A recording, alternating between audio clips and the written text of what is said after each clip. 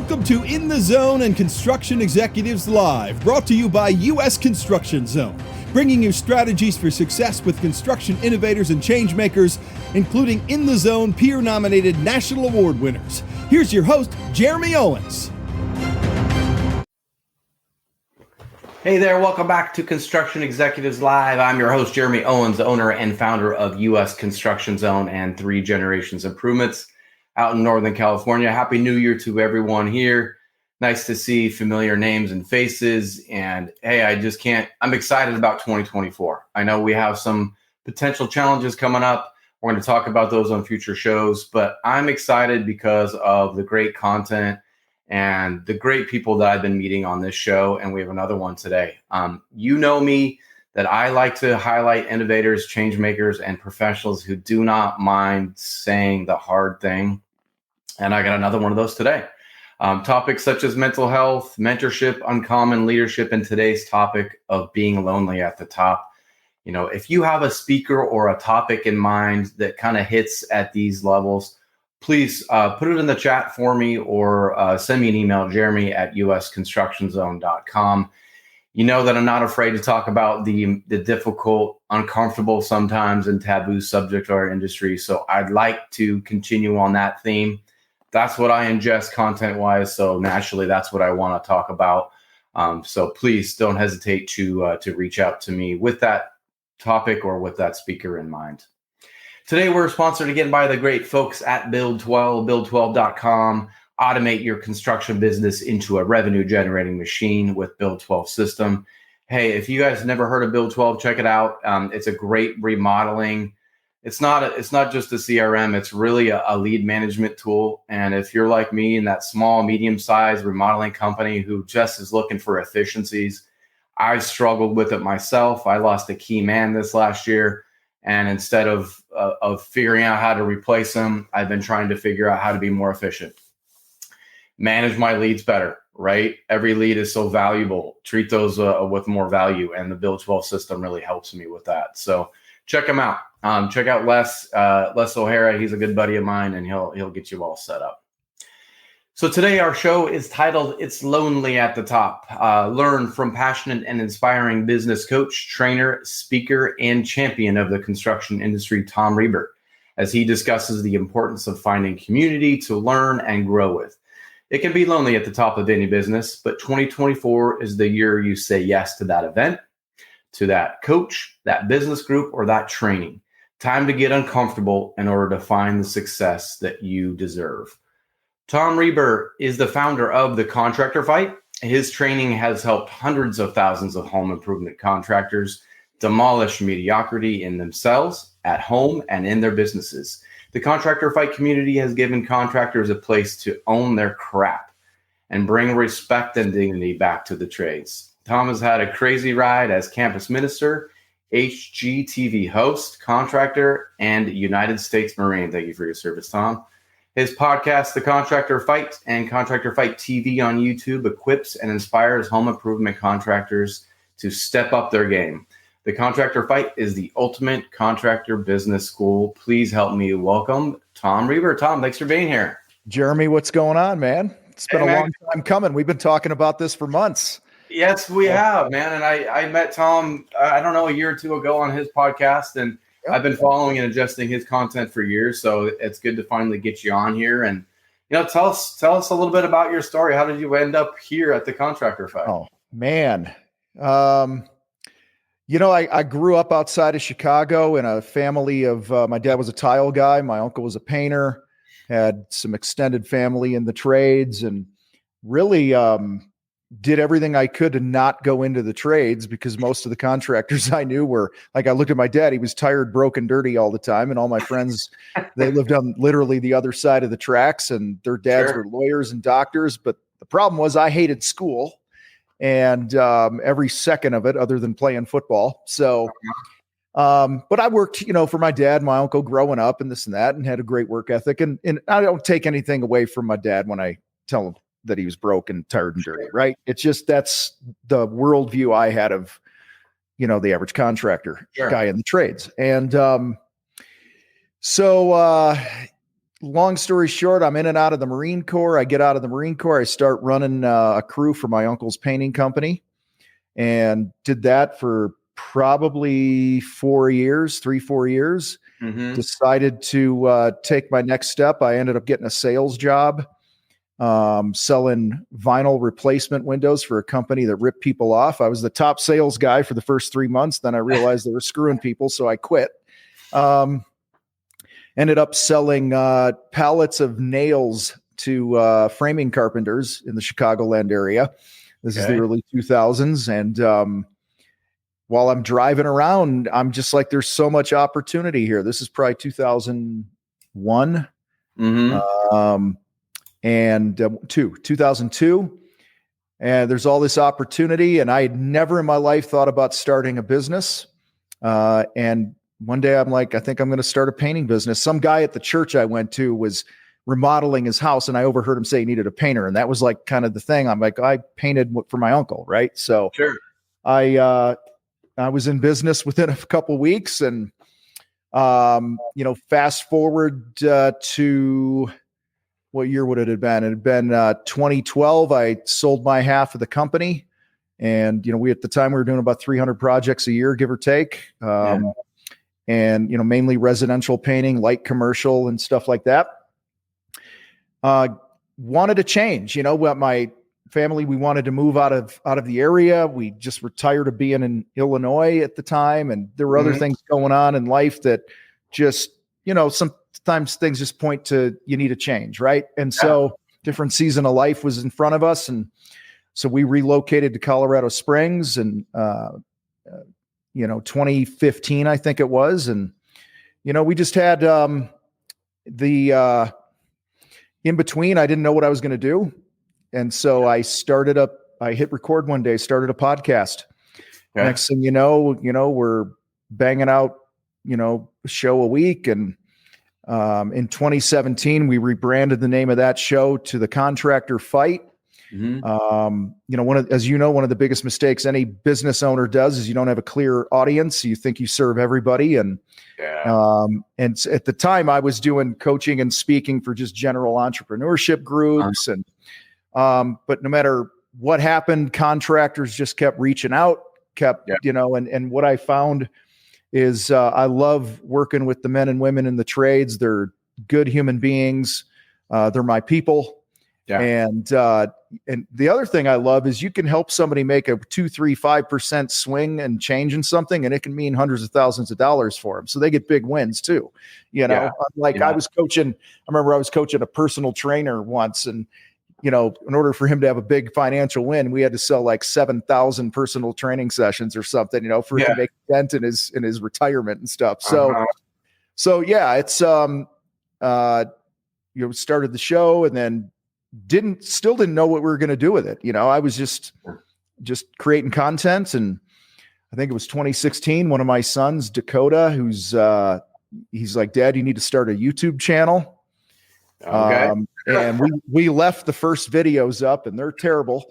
And, it just compounded into, we have over 1,100 videos on YouTube. We got 1,000 or so podcasts we've done. We've, and helped, tons of contractors all over the world, get better, man. And so totally blessed. Now we put on a big event every year in Denver. We have a coaching group, and we do some fly-ins into Colorado Springs, and, workshops and all these things to help people get better and win more in life and business. Awesome, man. That's a great story. I think I heard you say too that you never liked painting, right? It's just, I don't really like it. No, I like the game. I like the game of building a business. Sure. I believe craftsmanship is incredibly important. I'm a business craftsman, not a craftsman. Gotcha. So I just believe in, let's make enough money to hire and train the best people and let them do their thing and get out of their way. So it's, and I'm not very good at it, man. I tell you what, it was funny. I had, about a year and a half ago, we were having the basement painted and new floors put in here. We stained the concrete or whatever we called it. And I had to remove all the baseboards, and I was like, I was going to be the helpful homeowner. Sure. You know, I'm like, you know, that guy that's like, you don't want him to help. And so the day before the crew came to do the floor, I removed all the baseboards. So I was crawling around on my hands and knees for 3 hours or so, removing all the baseboards. Dude, it beat the hell out of me, man. It'd been a while since I've been crawling around. Like, I'm 54. Yeah.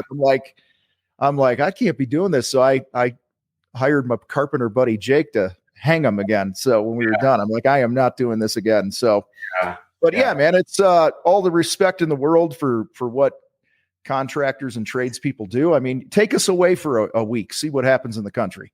Yeah, right? No, exactly. No, I'm always a big fan of someone whose primary mission is to bring respect and dignity to the trades. And you've always done that on your platform. And tell us like why you think that is so important in our industry. Well, you know, for me, it's personal because I grew up, like I said, you know, we never made any money. The contractors who didn't make money. Yeah. I just saw them working their butts off. And what I realized is, I mean, dude, I rode the short bus literally in grade school for 2 years and was in special ed. Thought I was stupid my whole life, never really applied myself in school, you know, name it. And what I was so affected, like, and I'm ashamed to say, but I was so affected by like the lives that my friends growing up had versus my life. And we were a contractor family and we were always broke. We never going on vacations. Every spring break and Christmas break and summer break, all my buddies were going to Vail and, you know, all these San Padre Island, you name it. They were always going somewhere. We never went anywhere, never had the money. And so I think I just, it was what I've realized now is that I just didn't respect myself. I didn't understand that no matter what vocation you pick when I was younger, you can excel, you could be successful. I just thought we were pigeonholed that in the trades because no contractor I ever knew made money.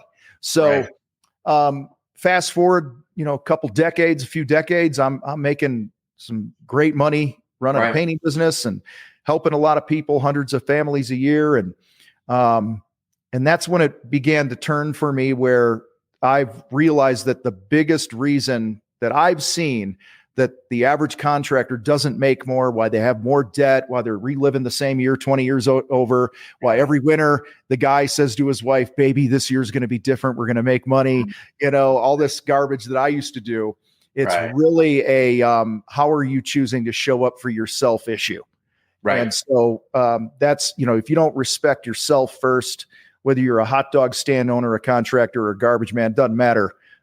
You're going to underperform, underachieve, and not have the life that you want. So, so our message is, you know, we called the company the Contractor Fight because it's the fight between your ears. It's the 6 inches between your ears. You gotta, you know, if you don't like where you're at in life, it's because of the choices you've made. So own your crap, look in the mirror, and do something about it. And everything we do, we believe success is an inside-out game.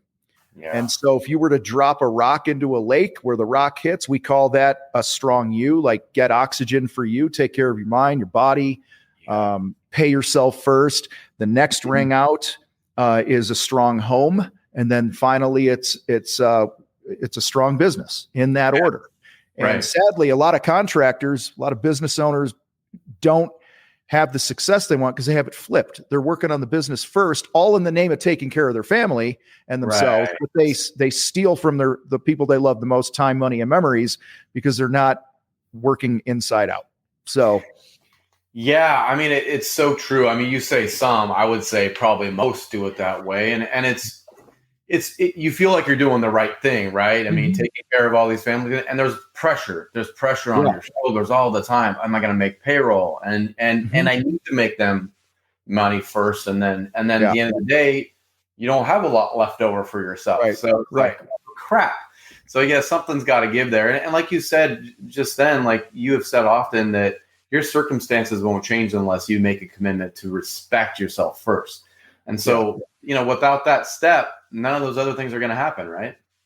Yeah, and it's really even beyond the circumstances, because most of us don't control the circumstances that we're hit with. You don't control what's happening in the economy. You don't control the weather. You don't control, how other people react to things. But what you do is you need to choose to live to a certain non-negotiable standard each day. This is how I'm choosing to show up. I take care of me, my home life, then the business, in that order, non-negotiable, no matter what the scoreboard says, no matter what the results feel like, no matter, success doesn't care how you feel. It doesn't care that you slept last night or not.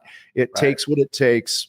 And I just think too many times we cave to outside circumstances and our feelings instead of, putting in the work consistently, the unsexy, mundane stuff that we don't want to do. Right. And that's how success compounds. Yeah, I know. And I love the name Contractor Fight. I mean, I'd like to kind of hear the origin story of how you guys created that name, but it's perfect for you personally. Like it fits your personality, but that fight, that action word, that get into it, like own your crap, all that stuff. It just makes sense. Yeah. I mean, that's just how I've shown up in life. I mean, I think I've just, and this isn't meant to like be poor Tom, but I just think I've had a life where I've had to scrap for a lot of things. Not always the most talented, but willing to outwork everybody. And that's something I need to give my parents, my dad credit for. He gave me a work ethic. He modeled it for me, even though he didn't make a lot of money and stuff. I watched him bust his tail. Right. And that was the way that was the way to my dad's heart, was work ethic. Like you were always in good graces if you worked hard. And so I just think having that grind mentality as an athlete, as a Marine, in business, there's a lot of things I don't have control over, but I do have control over the fact that I can outwork you. And so it just was a natural thing. And what's funny is the name came from my now CEO was my marketing guy. Now Neil is my CEO. He flew out here to Colorado. We holed up in a bed and breakfast or an Airbnb for a couple days on the weekend. And we were like, we got to change something, because it's just the fight didn't exist. We had this podcast. It was called the Strongpreneur Podcast. And it just wasn't gaining ground, and the branding was inconsistent. We didn't know who we were for. Yeah. And he called me up. He's like, dude, I got to fly out there. We got to, because at the same time, I was co-founder in a company called the Contractor Sales Academy. So we were doing sales training for contractors, had the Strongpreneur Podcast. We had all this hodgepodge of stuff. Right. And, so he came out, and a couple days later, we walked out of that Airbnb with the Contractor Fight, and it's been like hockey stick ever since, man. It's been crazy. And so I always encourage people, like, you got to get massive clarity around who you are, who you're not, who you're for, who you're not. Remodelers, GCs, they go, we do everything, right? Well, how about just being the best bathroom guy? Right. How about being the, we remodel kitchens for left-handed entrepreneurs, right? Yeah. Like literally that detailed. So, yeah. So, in our painting business, we found that one of our ideal client personas was business owners. Right. Like we marketed to business owners because they're busy. They understand how money works. They understand that you can't always be cheap. They don't have time to get a lot of other bids and shop you around, because they're like, let's go. Neil, my CEO, his ideal client, if you're familiar with a DISC profile, DISC, his ideal client was a high C, the super detail oriented people. Because he's a high C, and that's how he communicates. Sure, that makes sense. He also found that if you had a cat, you were not going to be a good customer. You were going to be a total pain in the butt the whole time, and dog owners were the best to work with. So loyal. There you go, man. Yeah. I mean, it's kind of going back to that hard work thing. I think this is what we get caught up in, though, as owners, is working hard. Yes, we've been modeled that. Yes, we've been doing that. And you work hard, and years go by of your same mentality of, hey, dude, I am grinding. I'm working hard. You're not seeing a lot of results. And like, without changing your circumstance, without going to that meeting or figuring out, whatever, getting around like-minded people that can help you grow, your circumstances won't change, right? So it's the biggest lie that I think contractors tell ourselves, is that I work hard. Yeah. Well, if hard work was enough, Yeah. most contractors would be multimillionaires. Right. So, I don't know. if you're working hard and don't have some fundamental things in place, the blocking and tackling a business, then it's like climbing a ladder that's leaned against the wrong wall. So, and it's, you gotta, and sadly, most of us got into the trades because we wanted some freedom. We wanted to do it better than our boss, whatever our reasons were. Sure. But there's really no contractor business school. There's no, and there's associations and things like that. But I'm talking like, I think this is one thing I think we've done well in the fight is we've just tried to cut through the BS, get right to the point, and call you out on your BS. Like, you ain't making money because of the choices you're making, homie. So let's go raise your damn prices or quit. You ain't making $250,000 in your pocket after 5 years of running a business. You got a problem because it's easy to make money in the trades when you block and you tackle. Right. And so I think that's why we've been able to get so many people, such big wins. And I'm talking people that just consume our free stuff that aren't even in our program. Yeah. You want to move faster, join the program, but we have enough stuff out there that you can change the trajectory of your business and your family financial tree for generations just on the free stuff. And that was something that we set out to do. We just said, I wanted to create a high value community that, that again, even if somebody never gave us a dime for our programs, events, whatever, they would still have value by being associated with the fight. Yeah. And my association, getting emails from you, one of the emails and articles you wrote was about a conference you attended as a young painter. And you would kind of describe how blown away you were with how engaged this group was. And you figured it out why. You're like, because we're all owners and we're all lonely.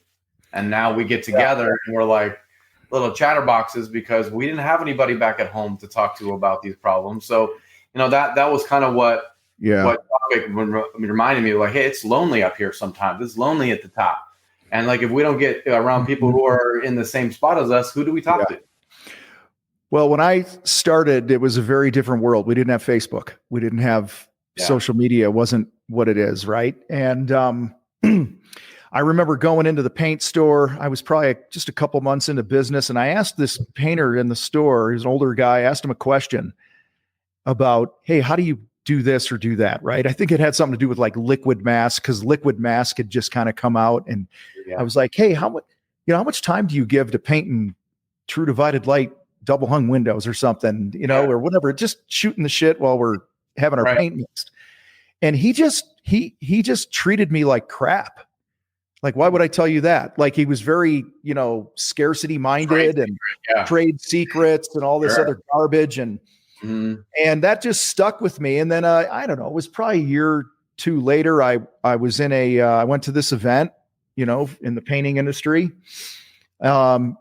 And I didn't know anything like this existed, where people got together and, when you're running your own business, you got all the things, the demands that are coming at you. Your family's not necessarily running it with you. Your friends don't know what it's like, it could be very lonely. And I just remember it really stood out when I went to this event that, I'm not alone. There's communities out there that are willing to give to one another and abundance mindset. And fast forward now 20 something years, I really believe, you teased it here at the beginning, it's lonely at the top. I actually believe the top is one of the most wonderful places to be, because there is so much engagement when you are at the top of your game, when you're around people that are working on themselves and trying to get better, you're elevated, and there's so much more community up there and relationship, because everyone understands what you're all going through. So I actually think it's lonelier on the way up or lonelier at the bottom than it is at the top. That's what I've come to believe.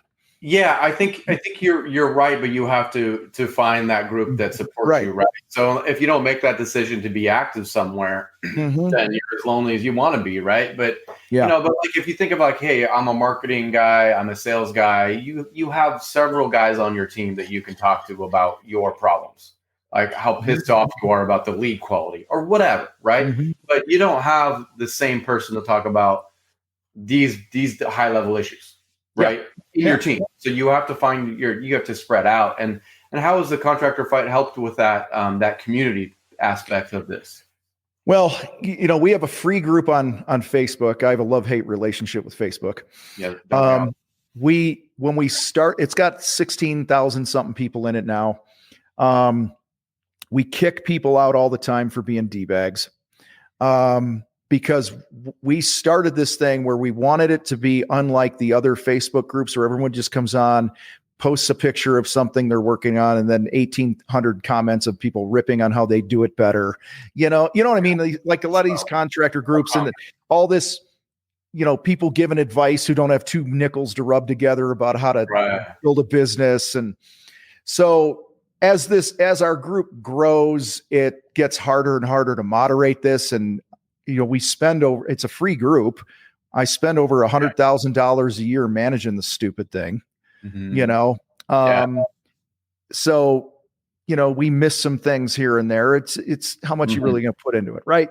But for starters, we tried to just create a group that was different than all the other stuff on Facebook. So when we first started it, within 24 hours of joining, you had to own your crap. You had to do a post, a video or a text post where you shared like why you're not more successful in business. Okay. And it couldn't be like, I suck at marketing. It needed to be like, I have been lazy when it comes to learning how to market my business, like a character issue that you had to own. Right. Okay. Or I've just been a total wuss when it comes to raising my prices, which is why I'm broke, or I'm a terrible leader.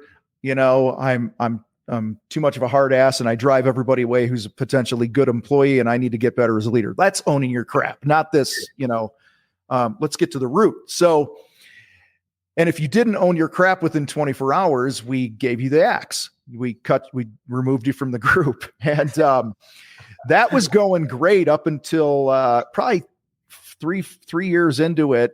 Facebook said that we were bullying and harassing people. So they were going to shut the group down. So we removed the own your crap. And that is really, and it was funny because it was a smaller group that was really high value because people own their crap. Well, now that they don't allow us to do that anymore, the riffraff's in there a little bit, but there's still a lot of good people in there that are, and then a lot of those people, they're in there and they end up joining our battleground program where that's like relationship community off the charts. I mean, just a tight group of people that have each other's backs and everything from marriage stuff to kids, to health, to business, to money. It's, I think, when you develop a certain level of confidence, you'll be open with other people. Right. Yeah. That's why we talk, it's an inside out game. Like when I'm taking care of me, I'm reading every day, I'm working out every day, I'm eating right, I'm disciplined, I'm going to be more confident. And that's what I'm going to bring to my family. And then when I'm strong at home, who you are and what's going on at home, you carry with into the workplace. Yes. And that's how you bring respect and dignity back to the trades overall, is you get better.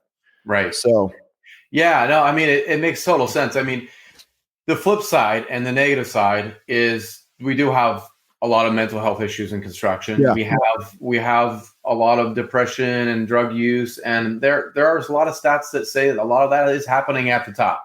I think it's probably because of the stress that we carry at the top. And so there's, high turnover rate and burnout and, all sorts of stuff that's going on. And then you mix in that social media shit and the VR and all this stuff that's making us more lonely and making us more, we're not skin to skin is a little bit more weird for a lot of folks. Younger people have a hard time with shaking someone in the hand and looking in the eye. Like there's some issues with this. And so like that skin to skin, I know you do a conference every year. We can't replace that human interaction with social media and all the other stuff. We have to be together. It's an edge. I mean, in today's world, being able to look somebody in the eye and have a conversation with them, shake their hands, meet them, be confident like that is an edge in business.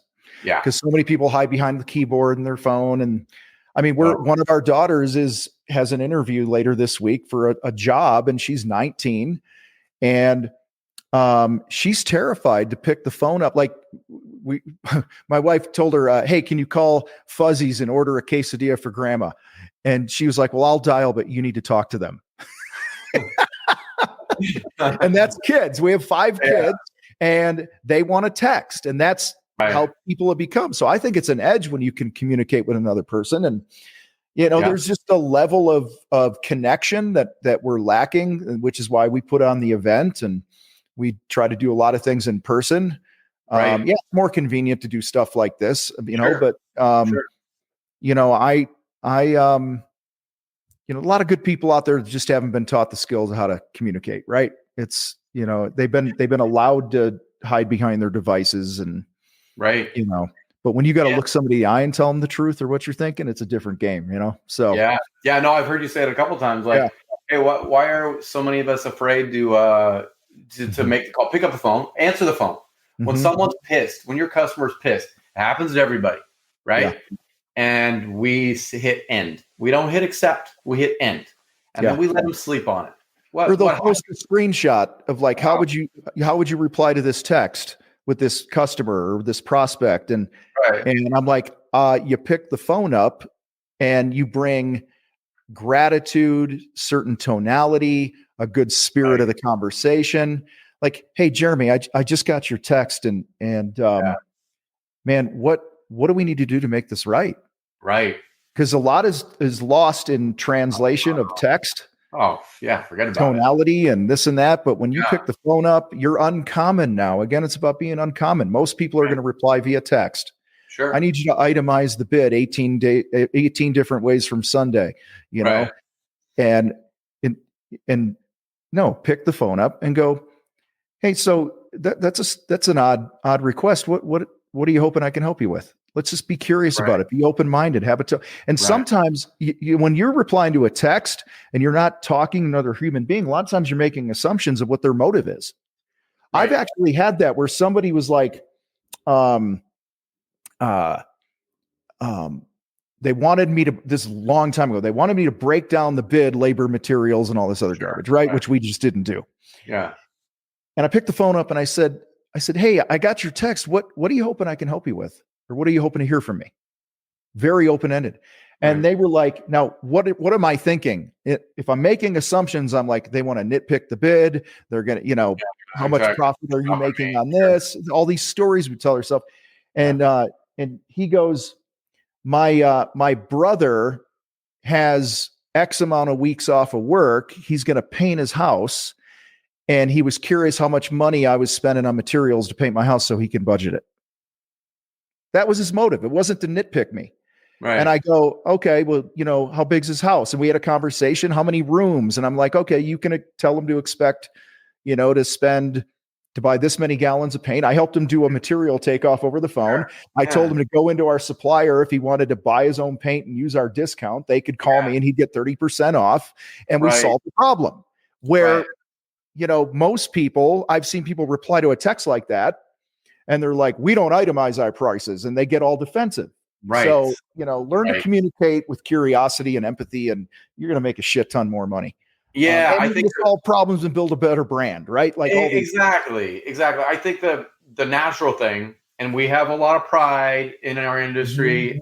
We have a lot of ego, and usually what happens is we get our ego brain on, and we go like, you dig your heels in and be like, no, I'm right.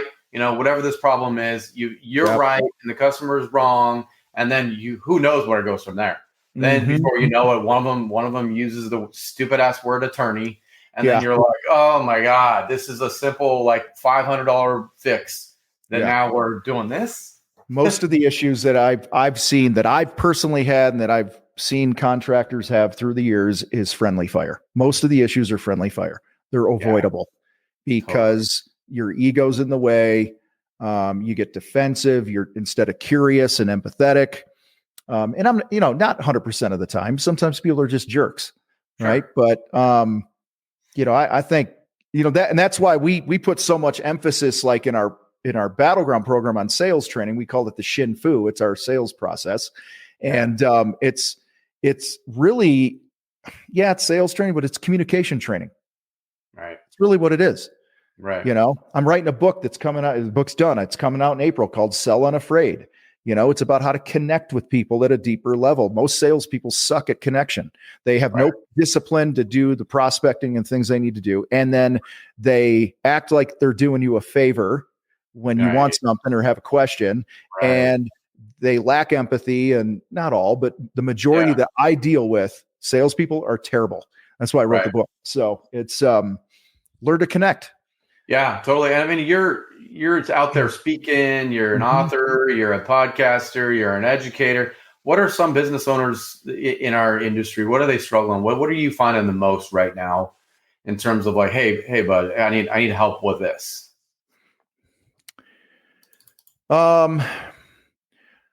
Well, this is February 7th.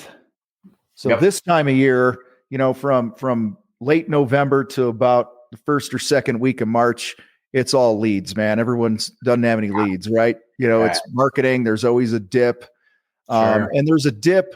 There's outside circumstances in the world that create a dip, right? Meaning it's cold in some places and you can't work outside, right? So lead flow is down. The holidays are here, whatever.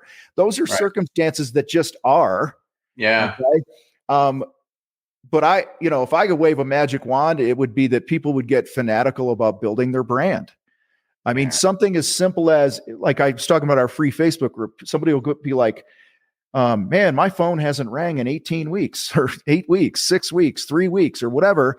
And so me being the nice guy that I am, I go, So I go to their profile, their personal profile, and there's nothing about their business there about what they do. Right. And so like, just start with that. Like you're not proud enough of what you do to put what you do on your personal Facebook or Instagram. Right. Because listen, newsflash, most people don't see the shit you put on your business page unless you're paying. Yeah. And there's less engagement. There's people in your community. We do this thing that we train in Battleground people how to use social media. And we do this 5-day challenge thing. We teach them to do over and over and over. When our new members come in and they do the 5-day challenge, they'll sell $10,000, $20,000 in a week like that from doing it on their personal profile, because you have people that follow you in your area that don't even know what you do. Right. And so just something that simple is probably the thing that drives me crazy. And I talk about it all year long saying, if you're not fanatical about building your brand, being your own biggest fan, and then you get the contractors who, I get all my work by word of mouth. Okay. Yeah, I get that. But out of the other side of your mouth, you're saying you want to grow a $5 million business. You're not going to grow a $5 million business as a handyman unless you're marketing and building your brand. It's, we all want word of mouth, right? But if you want to grow and scale and get out of you doing everything in the business and build a team, you're going to have a marketing strategy, Right. Yeah. See, both of these things can't be true. Which one means more to you? Do you want word of mouth and stay small? And that's cool. If that's success to you and you only want to make 80 to 100 grand a year and live in poverty the rest of your life and break your back, go for it. Exactly. Exactly. So anyway, it gets me all fired up. So that, and then knowing your numbers, we do so much knowing your numbers and just what it takes to break even. People breaking markup versus gross margin, all that stuff, right? In fact, we just recorded last week, was it a new course that's coming out, I think in March, on knowing your numbers. And I sucked at school. I sucked at math until I started a business and you started putting dollar signs in front of the math numbers. And then I learned math real quick. So yeah, exactly. No doubt. I mean, there's something really cool. I mean, we're both very proud to be in the industry we're in. I think what I've struggled with and what I see happening to me at times is that I get comfortable, and it's pretty easy to be comfortable in the trades, right? You can make a good living. There's the calls are coming in. People need contractors typically, right? But being comfortable is a blessing and a curse. And if you don't step out of your comfort zone, you're not going to get to that level you're talking about. You're not going to increase your sales. You might, circumstances like COVID when it went crazy. Yeah, I made extra, $1 million last year, but that's not sustainable. Yeah. So I just had this conversation, I think it was last night, with a friend of ours. She's a top salesperson in a different industry. She's crushing it. I talked about when you're broke, when you're starting out, when times are tough, adversity's hitting you, it's kind of easy to be hungry. Right. You know what I mean? Like I gotta find a way to win. Sure. And your necessity is higher. Right. Well, then you start winning, and necessity isn't as high because you could go a day without a sale and it's really not going to matter. Right. And so we always talk about the true measure of the success you're going to have is how do you show up after you win? After you're already winning, how do you show up? Are you still as hungry? And so I do this talk, and part of this talk that I do in workshops and stuff, we break it down deeper. Pull out my calculator here. I want you to think of a contractor that and I don't care what trade it is, what their average job size is. Okay. So just store that in your head. Sure. Now, there are about 200 and call it 64 sales days a year. Okay. Take out weekends, holidays, blah, blah, blah. Okay. You go into Google, how many working days a year are they? It's somewhere between 264 and 270, right? Okay. So 264. Now we've been doing this sales stuff for a long time with people. What we found on average, and we've polled people, I've done workshops, I've done private workshops with companies that have 10, 12 salespeople, and we get real. We talk through this stuff, my own experiences and my own companies. What we found is the average person who sells has about what we call 2 mediocre sales days a week. Okay. A mediocre sales day is defined where I didn't check the boxes of the things I have control over as a salesperson. Okay. I can't make you buy something today, but I can follow up. Right. I can role play and get better as a salesperson. I could prospect. There's all these things that compound in one direction or another if you do or you don't do them. Right. So 50 weeks a year times 2 days is 100 days. Okay. Mediocre sales days divided by 264. 100 divided by 264. That's about 38% of your days on average are mediocre sales days. Right. So now, what was the average job size? Let's say 50,000. 50 grand. All right. Okay. So if I'm a sales guy and I got a $5 million a year quota, okay. Divided by 264 days, this is just how my brain works. Sure. I got to basically sell 18 to 19 grand a day on average just to hit that number, right? Going right. Times 100 mediocre sales days, I'm costing myself $2 million right there, 1.8 million.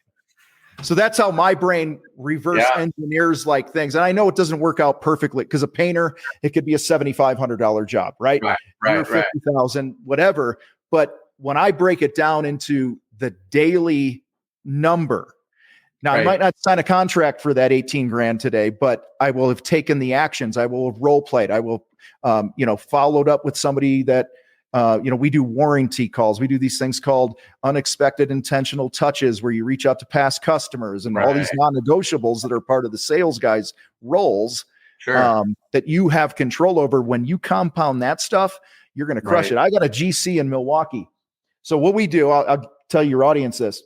Yeah. We say 3 times a day times 264 working days. It's 800 times a year. Right. Okay. In 5 to 15 minutes a day, let's say I built a garage for you last year, Jeremy. Yeah. I'm going to text you, go, Jeremy, it's Tom with ABC Construction. Sometimes you could do a video. I like doing video because it's just quicker. Sure. Right? Yeah. But it's text. It's not a bulk message. It's individual. Right. 3 people a day. Jeremy, I was just thinking about the garage we built for you last year. How's it looking? That's it. Yeah. Hey, we painted the first floor of the house last year, or your kitchen cabinets, whatever. And I was just going through some paperwork, saw your name and wanted to check in, see how it's going. You're not trying to sell something. You're simply it's an intentional, I care about you thing. Right. Because most of us, we do the project, we move on, we never think of them, we're on to the next lead. Exactly. Okay. What we have found is if you do that, round it up to 800 times a year, we've been tracking this, we train this. about 5% on average are going to turn into projects. Yeah, that makes sense. 5% are going to turn into a sales conversation like, hey, we were just talking about you the other day, or I was talking to my brother-in-law and he's asked for your number and I forgot to give it to him, or, oh, thanks for reaching out. We actually sold that house and moved and we need to do work here, whatever it might be. Right. So my buddy in Bob in Milwaukee in 2023 sold over $1.1 million additional just from doing this each day. Wow. Okay. So this is one of those small stackable. This is what I mean by not allowing a mediocre sales day.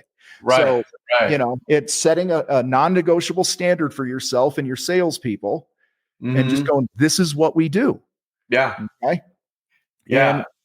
And that is uncommon. I promise you, your competitors aren't doing this. Oh my God. No, 100%. That's why these little things are incremental. They seem minor, but when you stack it all up, you talked about your brand, like your brand becomes uncommon and very different, especially with contractors. Unfortunately, your competition usually it's low price because they think that's all they can do. That's all the only value they have as a competitor is like, I need to be the low price leader because I ain't doing anything else. Well, if you want less price resistance with the leads that come into your business, start creating content that adds value to your ideal clients out there. Post every day on social. You open up a wall and you see something, go live on Facebook on your personal profile and educate us. Take the audio from that and have somebody write a blog post on educating somebody on whatever, like we did this with our painting company. We were writing blogs about what's better, flat or eggshell paint, because people go to Google, they look for this stuff. Yeah. You need to be there. You don't want all the third-party lead gen sites like Angie's List and this and that now. They have all these stupid college intern people that just got us out of school. They don't know anything about the trades, and they're writing articles on what shit costs. Yeah. Okay? When the contractors aren't. We should be educating. And when you educate, you position yourself as the expert, and experts get more money. They can charge more. They get less price resistance. You don't get shopped around as much. And that's low hanging fruit. So think of it this way. The content that you create that's educational and adds value to people is like a good golf shot that puts the ball right next to the cup. Right. So that the sales call is just a gimme putt. Yeah. Yeah. Okay? That's a good point. They're already sold most of the way. So yeah, I mean, going back to this thing of like this dignity of the trades, and why do you think so many contractors sell themselves short, whether that's professionally or financially, or is it starting with the mentality of how you even got there? Like, a lot of us maybe fall into it, or maybe we didn't, like school, or maybe we didn't want to go get whatever it may be. But do you start out in a negative spot and then you just keep rolling with that? Or like, why is it so common? Yeah. I think it could be a few things. I could speak for myself. I grew up with a poor money mindset. Yeah. So I think your money mindset, how you think about money, how you talk about wealthy people under the roof of your home when you're growing up. I heard like they rip somebody off. They're ogres. If you're making money. I mean, dude, I do all this content on YouTube. I get comments all the time from contractors going, you're ripping people off. You're a thief. And I'm like, hey, break the math down, homie. You're going to be a business or you're going to be a charity. And there's nothing wrong with being a charity. If you're intending to be a charity, go be one, but, so I think it's money mindset. I think it's a lot of guys don't know it's possible because they grew up, like I did watching people in my life go, you figure up your costs, you add 10%, and that's what you sell the project at, right? When we know that's the fastest way to broke is giving a crap what the going rates are. You think you have to be competitive. No, you have to be, you have to differentiate and add more value, and that makes you worth more. So I think it's a combination of all those things to be blunt, but that's why we do a lot of education on the math. One of the first things that we encourage somebody to do, if they're like, I don't know my numbers or they have head trash around raising their prices, I go, job cost your last 10 jobs. Yeah. What'd you plan on making? What'd you make? That'll tell you the truth right there. Maybe you're in a good spot, but guaranteeing 95% of the contractors at job cost their last 10 projects are going to have a serious wake-up call, and they'll have all the motivation they need to raise their prices. Yeah, or they'll have all the maybe they're priced right, but they're not as efficient as they need to be in the field because they don't have the processes to keep the team accountable or trained and, on track to, and maybe that was it with me. I was charging enough back in the day.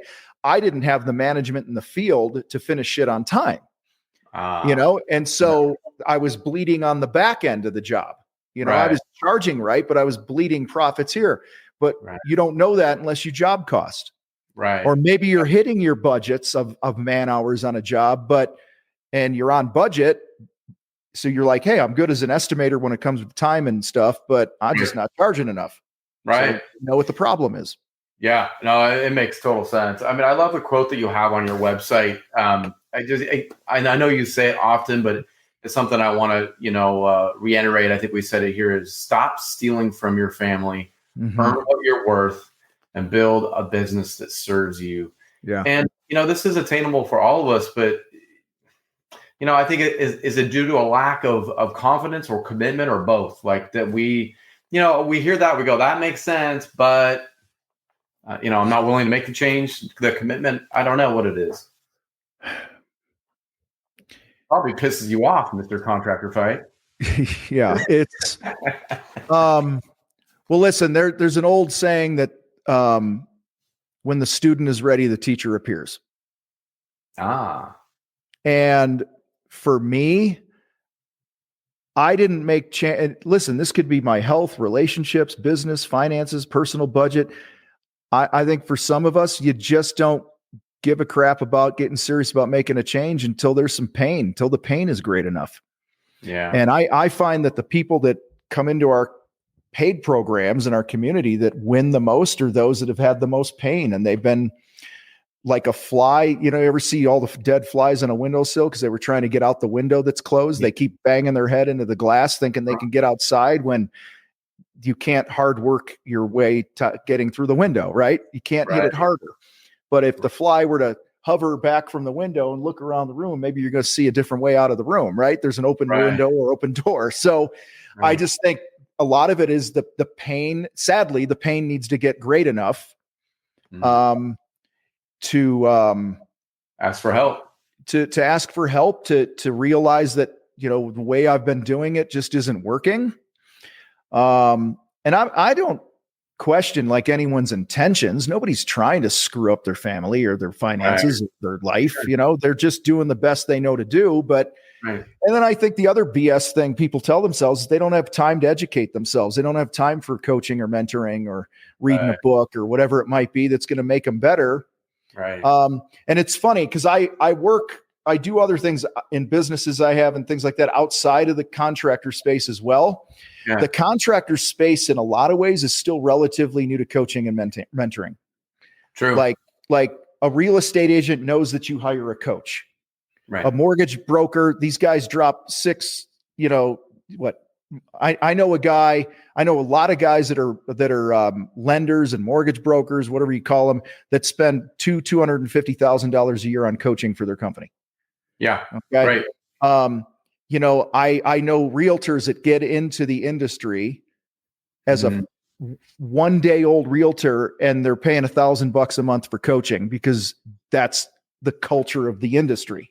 Right. And I don't think that has made its way through the trades yet. So I think it's still relatively new to, why would I do that? But, every high performer in a sport, in business, whatever, they have a coach, right? They invest in themselves. And I think a lot of people, they also don't understand how fast that ROI can come. Like I said earlier in the trades, right?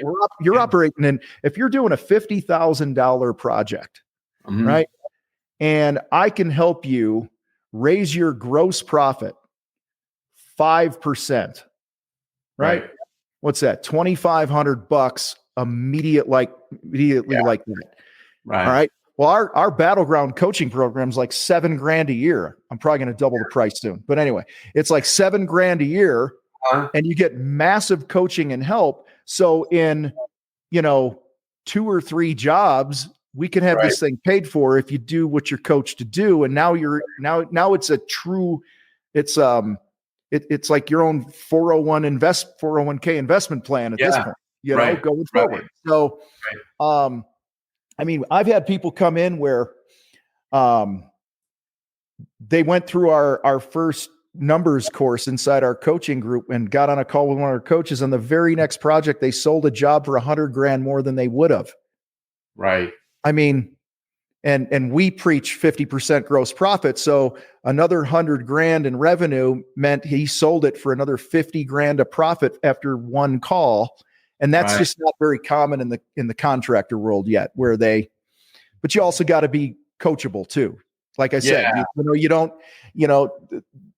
this information has been out there for everybody for decades, right? But until you're ready to implement it, you ain't going to do it. So, that's a good point. That's why, hence, if they're not ready and they haven't tried yet, because they know they probably wouldn't commit to anything.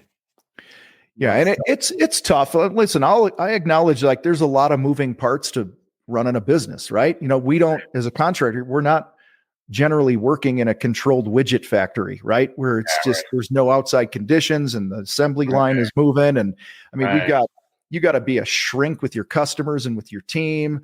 You got to know how to sell and market and lead and know your numbers and manage and delegate. There's so much to know that it can be overwhelming. And I think a lot of guys just don't know where to start. So they just go to what they're familiar with and do the same old.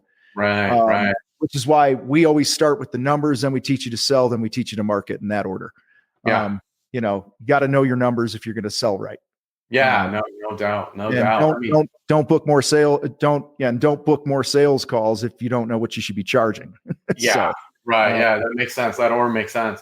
So besides the book that you got coming out, when does that come out, by the way? In April. April. Cool. Yep. And then what else you guys got cooking on the contractor fight? You guys some new things coming up, or what are you? I know you're in a lot of spaces, so what drives you? What gets you out of bed a little bit faster? Helping people win, man. Like that's I'm a coach at heart. I mean, I coached high school football for 17 years. I love to help people win. That's what gets me up and drives me. Right.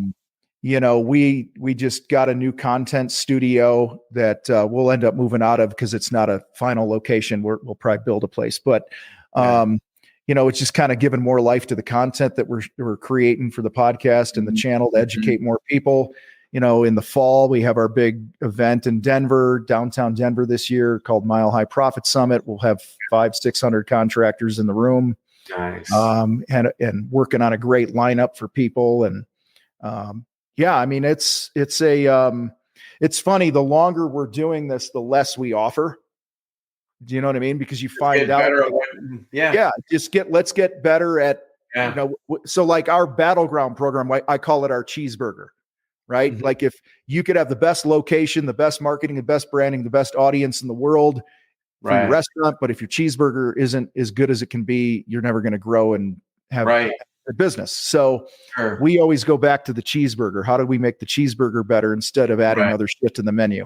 So that's a good point. I think that's a common thing that we do, right? Oh, we need to add more products. It's like that whole GC thing. Like, I don't want to say that I can't do that, but then if you suck at it anyways, then what you can cherry pick those things. Like you could say we're a kitchen remodeler, kitchen and bath, and that's it. That's all that's on your website. That's all you spend money and focus on when you create content. That doesn't mean that you're not going to get other calls for things, or your past customers are going to call you and go, "Hey, can you do a garage for us, or an addition, or whatever it might be?" Then you cherry pick those, but just committing to really being tunnel vision around, sniper type focus. So, right.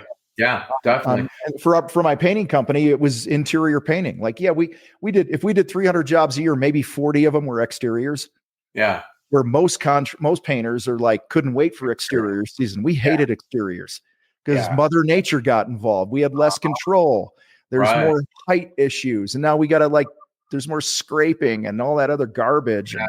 We just wanted to get in, get out, get paid, get in, get out, get paid. And that was the interior game for us. Right. But the exteriors that came, we sold them at a number that worked for us. And we banged them out. Awesome. So, yep. Well, Tom, I appreciate you being here. It's been a wealth of information, as I knew it would be. How do people get a hold of you? It's thecontractorfight.com, correct? You got it. Yeah, contractorfight.com. And then I'm active at Contractor Fight on Instagram and anywhere on social, man. But yeah, appreciate you having me. Yeah, thanks so much for being here, man. You got it. Stay in touch. Keep slamming away, man. You're doing good stuff. Right. I will. Thank you. Thanks again for being here, Construction Executives Live. I'm your host, Jeremy Owens. I appreciate you being here. And again, reach out to me with any of that content or speakers that you would like to see. Just like Tom, I'm looking for people like that. Bring it. Bring the honesty, bring the value, and let's get better together in 2024. So thank you guys. Happy New Year. We'll see you next month. See ya. You've been listening to In the Zone and Construction Executives Live with Jeremy Owens. Be sure to subscribe to In the Zone and stay in the know with the best minds in the construction industry. To nominate an innovator or change maker in the construction industry, connect with your management peers and stay up to date with construction industry news. Be sure to visit usconstructionzone.com.